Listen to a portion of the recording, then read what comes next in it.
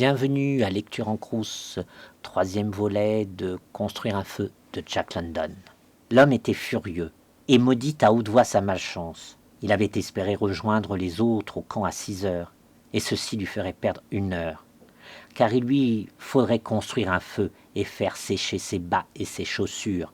C'était une nécessité absolue à une température aussi basse. Cela, il le savait, et il se dirigea vers les berges et la gravit.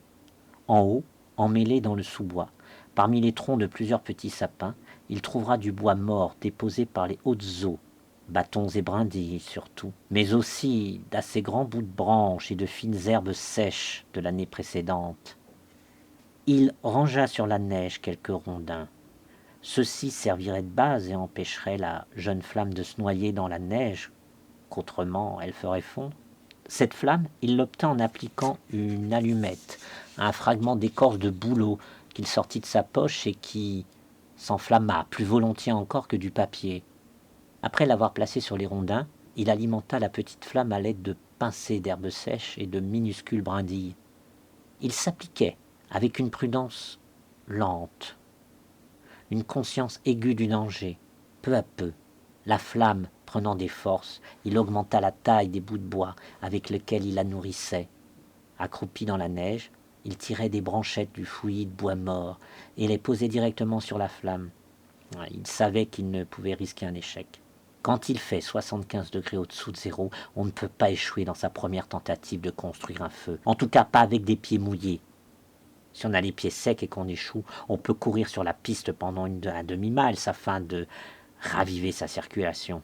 Mais on ne peut pas raviver en courant la circulation des pieds mouillés et glacés quand il fait moins 75. Si vite que l'on court, les pieds mouillés n'en gèleront que plus fort. Tout cela, l'homme le savait. Le vieux de Sulphur Creek lui en avait parlé à l'automne. Et à présent, il appréciait ses conseils. Déjà, ses pieds avaient perdu toute sensibilité. Pour allumer son feu, il avait été obligé d'ôter ses moufles et ses doigts s'étaient aussitôt engourdis. Tant qu'il marchait à son allure de 4 miles à l'heure, son cœur lui avait pompé le sang vers la surface du corps et vers toutes ses extrémités. Mais à peine s'était-il arrêté que l'action de la pompe avait ralenti. Le froid de l'espace s'abattait sur le bout non protégé de la planète, et lui, qui se trouvait sur ce bout non protégé, en était frappé de plein fouet. À l'intérieur de son corps, le sang reculait devant ce froid. Le sang était vivant, comme le chien, et comme le chien, il voulait s'abriter et se protéger de ce froid terrifiant.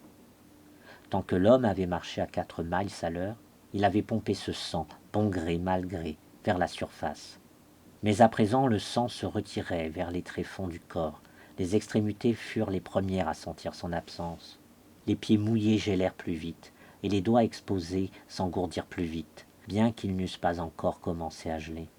Le nez et les joues gelaient déjà, et toute la peau du corps se glaçait d'avoir perdu son sang. Mais il n'était plus en danger. Ses orteils, son nez et ses joues ne seraient que touchés par le gel, car le feu commençait à flamber fort. Il l'alimentait avec des baguettes grosses comme le doigt. Encore 1 minute et il pourrait le charger de branches grosses comme son poignet.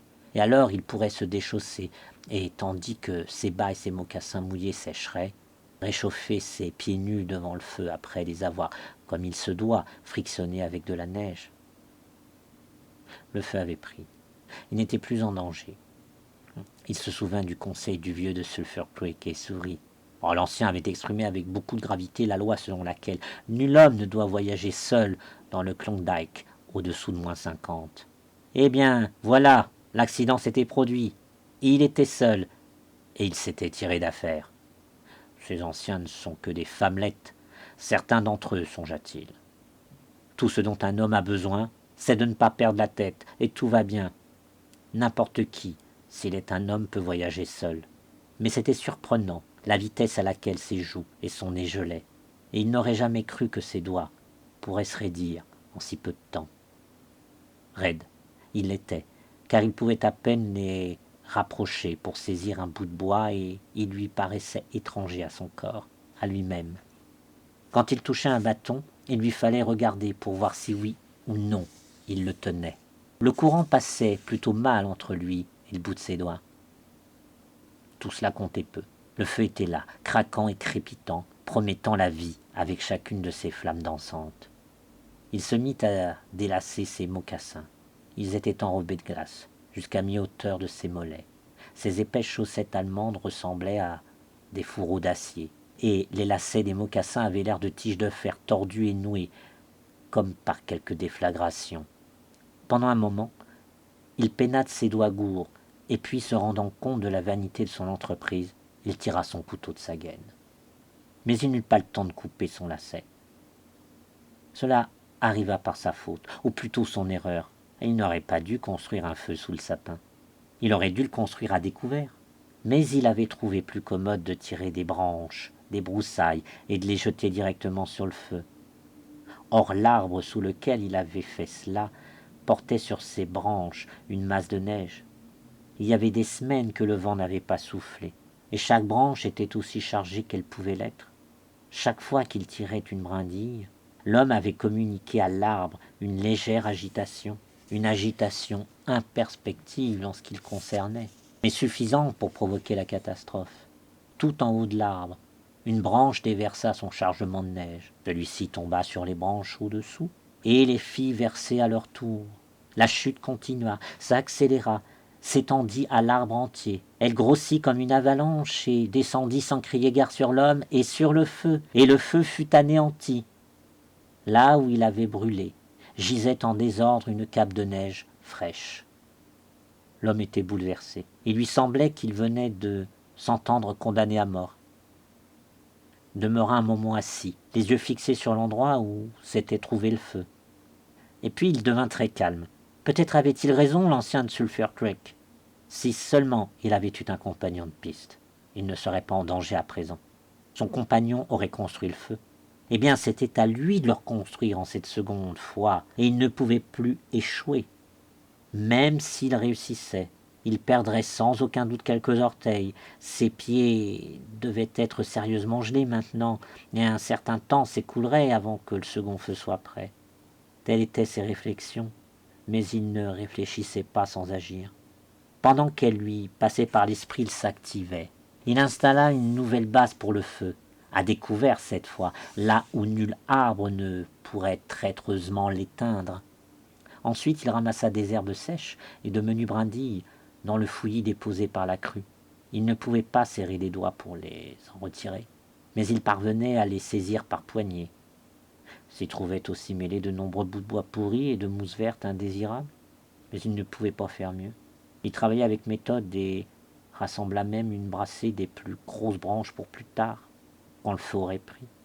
Et pendant tout ce temps, le chien restait assis à le suivre des yeux, avec une sorte d'impatience mélancolique dans le regard, car il le considérait comme le maître du feu, et le feu était lent à venir.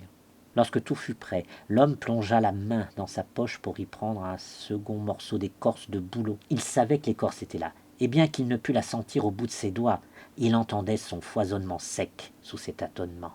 En dépit de tous ses efforts, il n'arrivait pas à la saisir. Et pendant tout ce temps, il gardait conscience de ce qu'à chaque instant, ses pieds gelaient. À cette idée, il se sentit envahi par la panique. Mais il se domina et recouvra son calme. Il remit ses moufles en les tirant avec ses dents et agita les bras d'avant en arrière en se frappant les mains de toutes ses forces contre ses côtes. Il remit ses moufles en les tirant avec ses dents et agita les bras d'avant en arrière en se frappant les mains de toutes ses forces contre ses côtés. Il fit cela aussi, et puis se mit debout pour le faire. Et toujours le chien restait assis dans la neige, son panache de loup chaudement enroulé sur ses pattes de devant, ses oreilles pointues dressées, observant l'homme avec une attention intense. Et l'homme, tout en gesticulant et en se battant des bras et des mains, éprouva une grande bouffée d'envie à la vue de cette créature, bien au chaud et en sécurité sous son manteau naturel. Au bout d'un moment, il devina les premiers signes lointains d'une sensation au bout de ses doigts. Le léger picotement s'accentua pour se transformer en une douleur cuisante, atroce, que l'homme accueillit néanmoins avec satisfaction. Il ôta la moufle de sa main droite et prit dans sa poche l'écorce de bouleau. Les doigts exposés s'engourdissaient rapidement. Ensuite, il prit son paquet d'allumettes soufrées. Mais le formidable froid avait déjà chassé toute vie de ses doigts. Dans l'effort qu'il fit pour séparer une allumette des autres, le paquet entier tomba dans la neige. Il essaya de l'y ramasser, mais n'y parvint pas. Les doigts morts ne pouvaient ni toucher ni saisir. Il fut très prudent. Il chassa de son esprit la moindre pensée pour ses pieds, son nez, ses joues en train de geler, et se consacra de toute son âme aux allumettes. Se servant du sens de la vue au lieu de celui du toucher, il regarda attentivement ses doigts, et quand il les vit de part et d'autre du petit fagot, il les referma, c'est-à-dire qu'il voulut les refermer, car le courant ne passait plus, et les doigts n'obéissaient pas. Il renforça sa main droite dans sa moufle et la frappa sauvagement contre son genou. Ensuite, de ses deux mains gantées, il ramassa la botte d'allumettes, en même temps que beaucoup de neige, et la laissa tomber sur ses genoux. Mais il n'était guère plus avancé. Lecture en Crous vous dit à bientôt. Prenez soin de vous.